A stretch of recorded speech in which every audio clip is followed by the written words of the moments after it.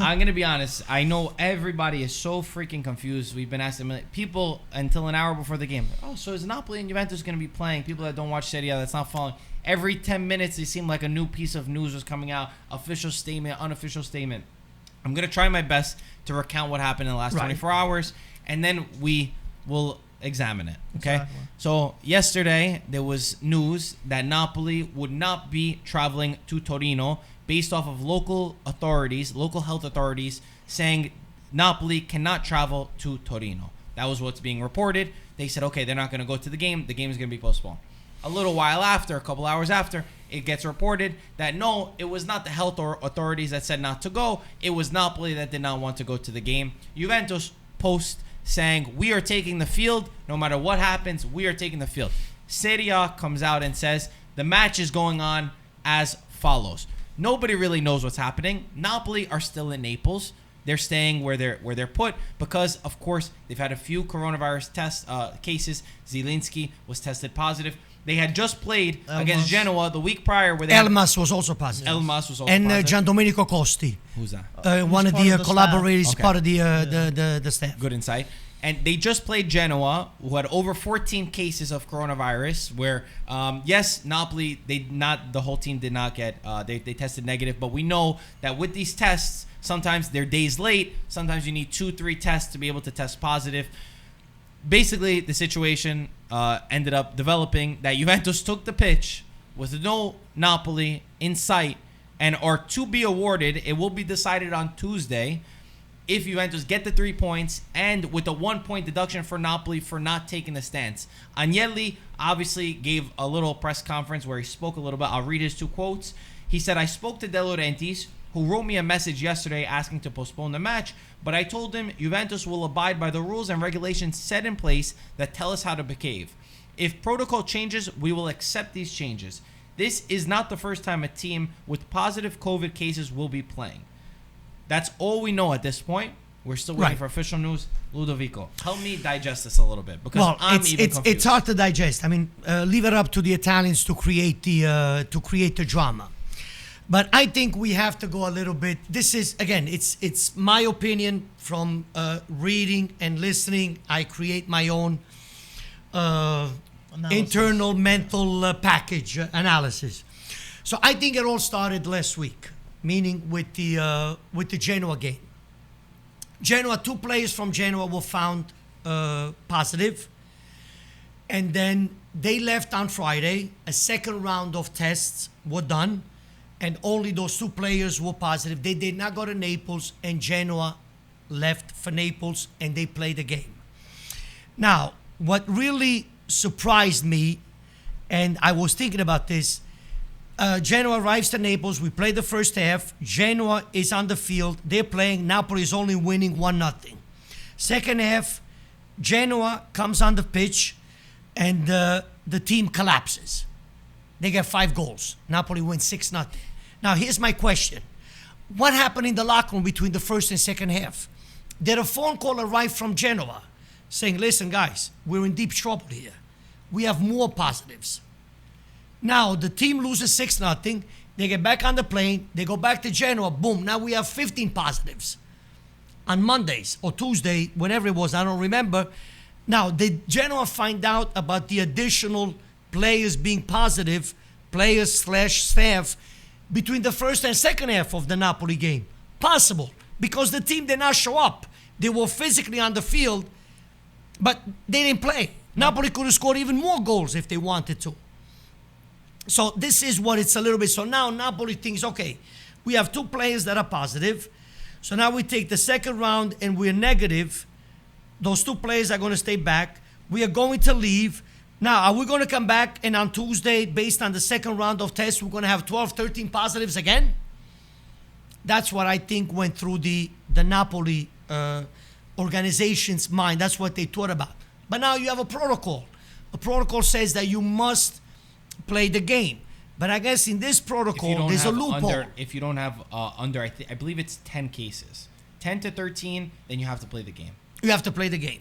But now there's a protocol. I believe there's a loophole in the protocol written by the Italian sport minister, Spadafora, saying that unless the local authorities, the health authorities, the regional, the Campania health authorities say that it is not safe for the team or to leave or to depart, then I guess this is the little that's not.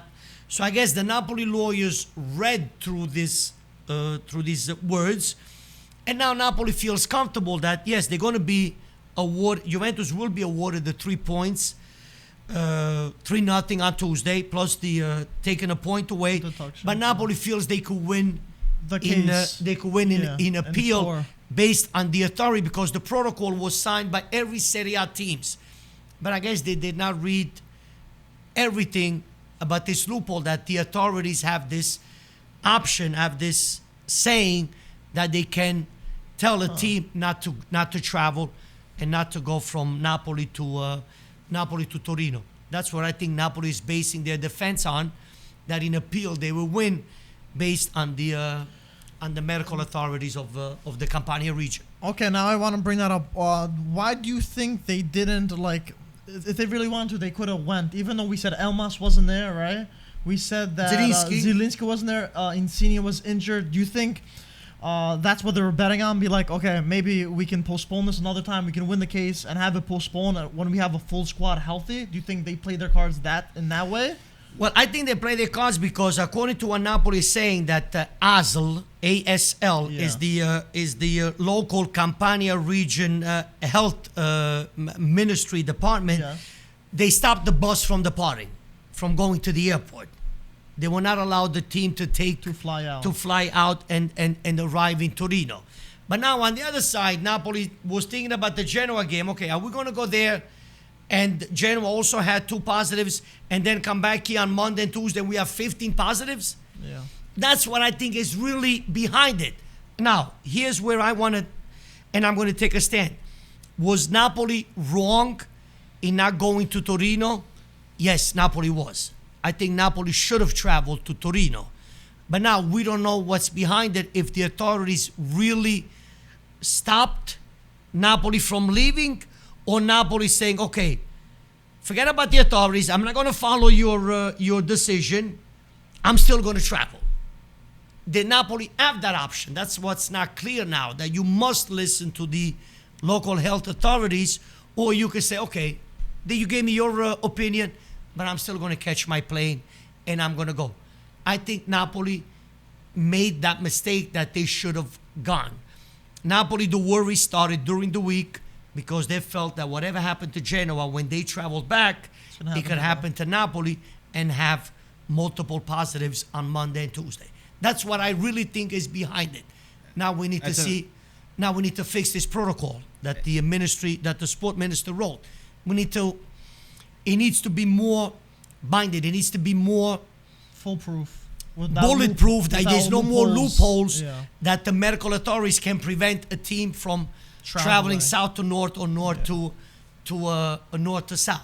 But Napoli, I think if they had the option, they should have played the game. I think Napoli made the mistake not to play the game if they really had the possibility of traveling to Torino. And I know a lot of people are saying that, oh, Napoli did not get stopped. They wanted to. Again, the problem that I have, honestly, I have a problem with everybody putting their own biases and their emotions ahead of what actually happened and reading the facts. Correct. Honestly, we are sitting here reading 17 different reports and trying to make our best judgment. What you're saying doesn't mean that it's true. What I'm saying does not mean it's true. Right now, we're only stating opinions. Facts. Correct. So people saying, Napoli, you're crybabies for not going.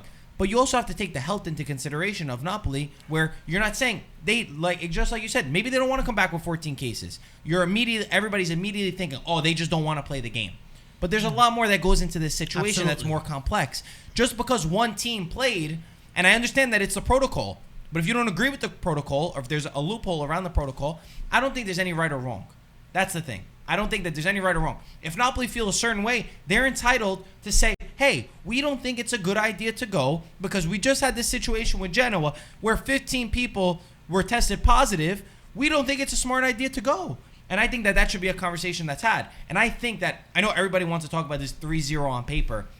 My opinion doesn't hold up.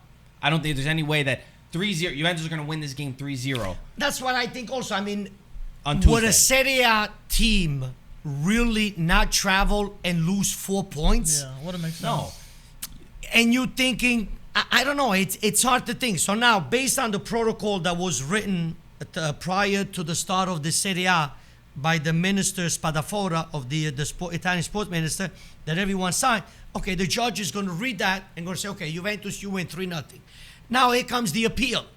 Now Napoli has to present letters, proof that they received a letter from the medical authority of the Campania region saying you're not leaving in order to win the appeal. Now you really need to present proof, and that we're not going to see that proof. We're not going to read that proof until the end of the week, most likely. But again, in my opinion, it's just there's too much of everybody. Nobody wants to lose 4 points. No, absolutely. And I think that there's just this, rivalry is a great thing, but then when it turns into this, it's very disappointing to see, this should not be happening. You should not be doing this when nobody here understands the circumstances. Logistics. The dynamics behind it. The dynamics. This is an unprecedented situation. And I know everybody's a little bit to blame.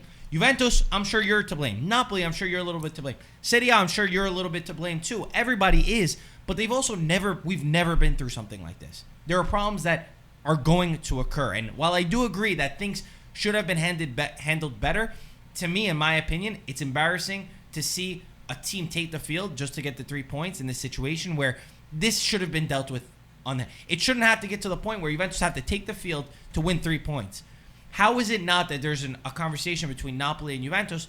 We don't feel like we should be doing this. Or to me, it's just an embarrassing sight to see Juventus arrive to the stadium.